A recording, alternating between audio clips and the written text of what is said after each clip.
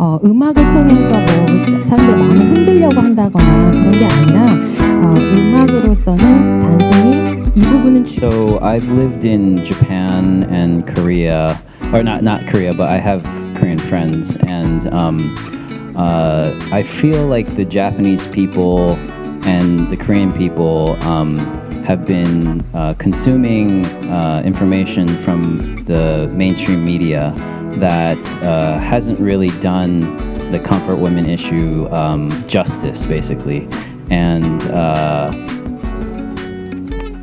I think that lack of information that Koreans and Japanese have is what causes a lot of the conflict between them. Through my own research, I realized that there's so many nuances to this issue. I could show some of the more nuanced arguments, and hopefully this would have an impact in Korea and Japan, possibly helping Korean and Japanese people have better, more productive discussions on this issue instead of just constantly butting heads.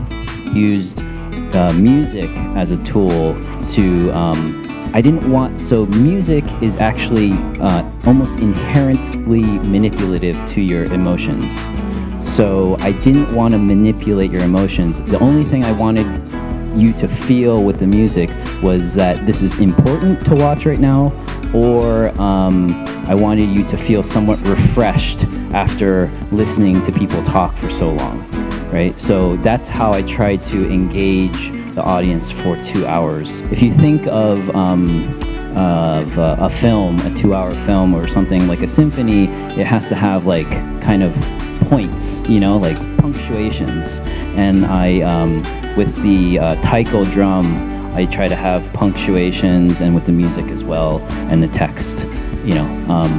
It was a real challenge, but I thought these were the tools that I had.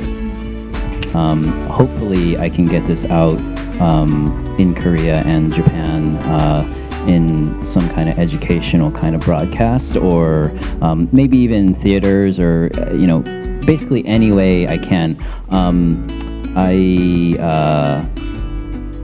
I don't really care about making money off of this film. I just want people to see it as much as possible. So part of me says I'm going to do anything that will get it out to as many people as possible. Some of them knew me from YouTube, and they didn't like me. But I think that nationalists, they like to talk. They like to get their message out as much as possible.